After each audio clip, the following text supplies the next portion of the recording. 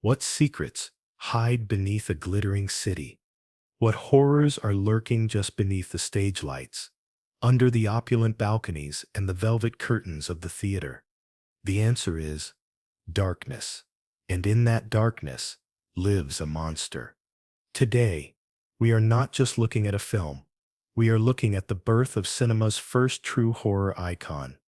This is the 1925 silent masterpiece, the film that cemented Lon Chaney as the man of 1,000 faces. This is the Phantom of the Opera. This is not just a monster story. This is a story of rejection, of madness, of obsessive love, and how music itself can become a weapon of murder. Our story begins in the grand halls of the Paris Opera House, the Palais Garnier. Our protagonist is not the star on the stage. Our hero is Christine Dottie, a young, innocent, and ambitious singer in the chorus. Christine has a beautiful voice, but she is timid. She believes she is being trained by an unknown, mysterious teacher. It is an invisible voice that speaks to her every night, from behind the walls of her dressing room. A voice that teaches her how to sing, demanding only one thing in return: her absolute loyalty.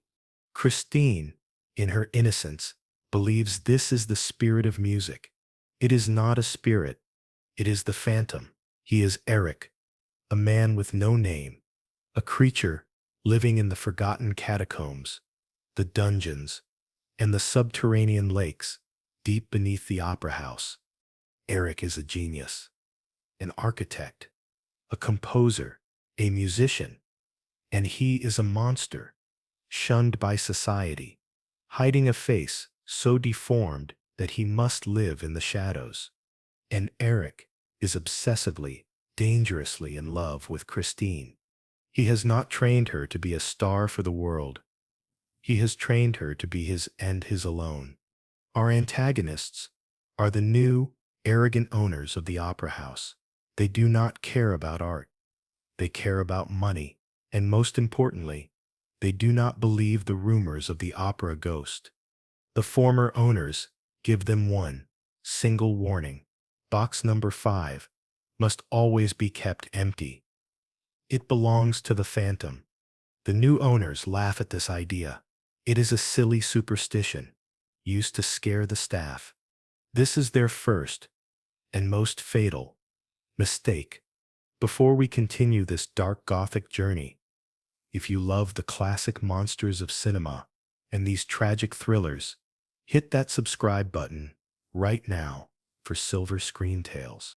The Phantom, enraged by this new contempt from the owners, strikes. That night, the lead opera singer, the prima donna Carlotta, refuses to step aside. She takes the role that the Phantom had demanded for Christine. The Phantom will not allow this. In the middle of the performance, as Carlotta hits her high note, the Phantom acts. The massive, multi-ton crystal chandelier that hangs above the audience is cut loose. It crashes down into the theater patrons below. Panic, chaos, screams. This was not an accident. This was a warning. The Phantom does not make idle threats. That night, in the middle of the chaos, the Phantom comes for Christine. She is in her dressing room. She hears the voice, her teacher, coming from inside her mirror. The mirror swings open, revealing a dark, secret passage. And from the darkness, the figure emerges. A man in a black cloak, wearing an expressionless, stark white mask. The Phantom extends his hand. He convinces Christine that he is the spirit of music, here to take her away, down to the source of all inspiration. Christine, hypnotized, follows him. The Phantom leads her down through the secret passages, into the cold, damp catacombs deep beneath the building. This is a journey into the underworld. Finally, they reach the vast black subterranean lake that sits beneath the opera house. The Phantom guides Christine onto a black gondola and pulls her across the water to his lair. This is his kingdom, A luxurious room, filled with candles, but it is also a tomb. And here the phantom reveals his true intention. Christine is now his prisoner. She will stay here with him forever and sing her music only for him. Christine is terrified, but she is consumed by one greater curiosity, the secret beneath that mask. Why does he hide his face? The phantom warns her, his one rule. She must never touch his mask. But Christine's curiosity overwhelms her fear. As the phantom plays his masterpiece on the organ, his back to her, she creeps up behind him, and she rips the mask from his face. This is the moment. This is the most famous, most shocking reveal in the history of silent cinema. Beneath the mask, there is no face. There is only a skull. This is Lon Chaney's makeup genius. Sunken eyes, a missing nose, decaying, skeletal teeth. He is a living corpse. Christine screams in pure horror. The phantom is enraged. She has seen his secret. She knows his truth. Now, she can truly never leave. But the phantom underestimated the surface world. Christine has a lover, a childhood sweetheart, the Vicomte Raoul de Chagny. Raoul refuses to believe Christine has vanished. He is our hero. He remembers the stories Christine told him about the spirit of music. He realizes this is not a spirit, it is a man. He meets another mysterious figure, the Persian, a shadowy detective who knows the phantom's past. He knows Erik. The phantom was a mad architect, an escapee from Devil's Island, who actually designed the secret traps within the opera house. Raoul and the Persian realize Christine is in terrible danger. Meanwhile, Christine, trapped in the lair, tricks the phantom. She pretends to be interested in him. She begs him to let her visit the surface, just one last time, for a masquerade ball. Erik, blinded by her fake affection, agrees, but only if she promises to return, and only if she wears his ring, marking her as his. This leads to the film's second iconic scene, the masquerade ball. The opera house is celebrating. It is a massive party, filmed in early Technicolor. The colors are bright, the costumes are joyous. And into this bright, happy party, the ultimate guest arrives. At the top of the grand staircase, a figure appears. He is dressed as the Red Death, a clear nod to Poe, a crimson cloak, and the mask of a skull. It is the phantom. This is his ultimate act of contempt. He stands above the revelers, a living embodiment of the death they are all trying to ignore. He finds Christine. He sees her on the rooftop, secretly plotting with Raoul to escape their engagement. The phantom hears everything. His love turns to pure, vengeful rage. This is the ultimate betrayal. During the next performance of the opera Faust, as Christine sings on stage, the phantom strikes. He cuts the lights. He drops onto the stage, grabs Christine, and pulls her down through a trap door back into the catacombs. This is the great chase. Raoul and the Persian dive after them, entering the underworld. This is the 9000 word expansion.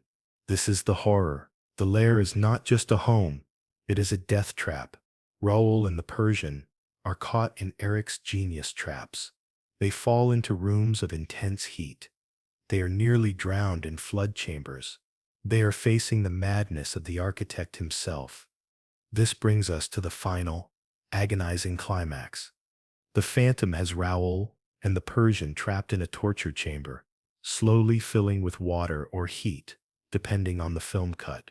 He brings Christine to the chamber. He gives her the final, terrible choice.